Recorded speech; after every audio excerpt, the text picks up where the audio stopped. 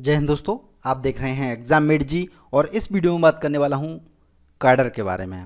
आप सबने आईएएस के एग्जामिनेशन के बारे में सुना है, आप तैयारी कर ही रहे हैं। और आईएएस के जब आप सेलेक्ट हो जाते हैं तो उसमें उसके बाद में आपको कैडर अलॉट होते हैं। तो कैडर नाम आपने बहुत ज़्यादा सुना होगा, कुछ लोगों को पता भी होगा, लेकिन मैं एग्जैक्टली चीज़ों को बता देता हूँ किस प्रकार से अलॉट किए जाते हैं कैडर, है ना, उनके बारे में। तो आज मैं बात करूंगा कैडर क्या होते हैं। देखिए, कैडर केवल शब्द कैडर दे दिया है उन्होंने, बाकी सब नॉर्मल चीज़ है। नॉर्मल चीज़ क्या है कि आप हैं, आपका सिलेक्शन हुआ है, कहाँ पर जगह खाली है, किस राज्य के अंदर।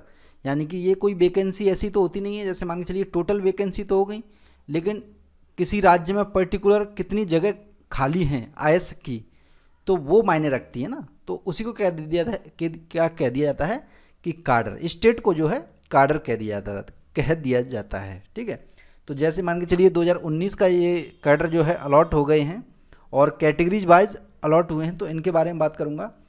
देखिए, सबसे पहले बता दूं सीट्स कितनी थी टोटल आईएएस की।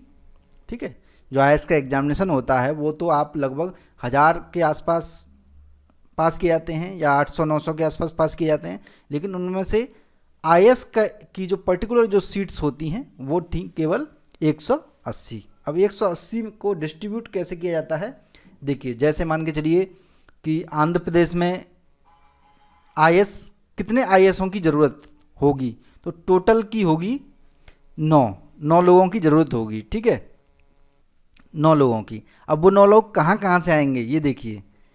अनरिजर्व्ड के अंदर क्या आ जाएगा, जनरल, ओबीसी, एससी, एसटी, जिन लोगों ने अनरिजर्व्ड के अंदर फाइट किया है, या ईडब्ल्यूएस भी इसमें इंक्लूड कर दिया। यानी कुल मिला के मान के चलिए जहाँ जनरल लिखा रहता था उसे आप अनरिजर्व्ड मान के चलिए। ठीक है, तो इसमें क्या होगा कि 4 लोग हो जाएंगे आपके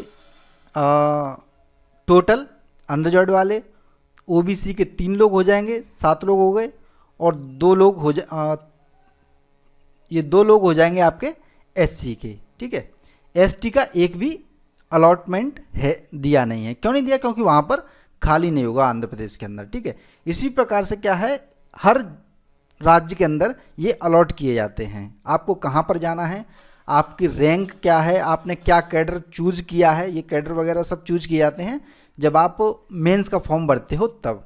ठीक है, इसी प्रकार से ये देखिए, मान के चलिए आप उत्तर प्रदेश के रहने वाले हैं तो 16 टोटल आईएएस की ज़रूरत है, 16 वैकेंसी खाली हैं आईएएस की। ठीक है, सॉरी, हाँ, उत्तर प्रदेश ही है, उत्तर प्रदेश में 16 वैकेंसी खाली हैं। तो इसमें टोटल जो हो गई वो 12 जनरल की हो गई, ये देखिए, अनरिजर्व्ड जैसे बोल रहे हैं अनरिजर्व्ड की हो गई, और ये 5 ओबीसी की हो गई। ठीक है, 5 ओबीसी की हो गई। एक मिनट मुझे थोड़ा सा देखने दीजिए। 4 12 4 16, ठीक है, ये हो गया टोटल 1 2 3 5 ओबीसी की, और 5 5 जनरल, 5 ओबीसी और 4 एससी। ठीक है, 4 एससी और 2 एसटी। इतने लोगों की जो है अपॉइंटमेंट कहाँ पर होगा, आईएएस के रूप में उत्तर प्रदेश के अंदर हो जाएगा। इस प्रकार से कैडर अलॉट होते हैं। तो टोटल ये वैकेंसीज हैं, देखिए 180 वैकेंसी हैं टोटल। ठीक है, और एससी एसटी और अन्य जो भी हैं वो यहाँ पर दे दिया गया है। और जो फिजिकल हैंडीकैप जो हैं वो इन्हीं के अंदर ही सम्मिलित किए जाएंगे अगर कोई आईएएस बना है तो। ठीक है, उनके लिए कुछ अलग से नहीं होता है, वो एससी एसटी ओबीसी के अंदर ही पास होते हैं और वहीं पर वो अलॉटमेंट किया जाता है। ठीक है, तो ये होता है कैडर बस यही है, राज्य को बोल दिया जाता है कैडर बस। तो अब आप समझ गए होंगे, मुझे उम्मीद है।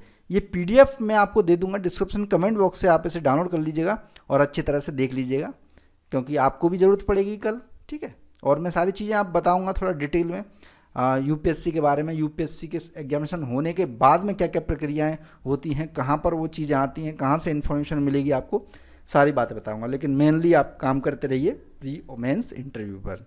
इस वीडियो को लाइक और शेयर कर दीजिए। जय हिंद, जय भारत, धन्यवाद।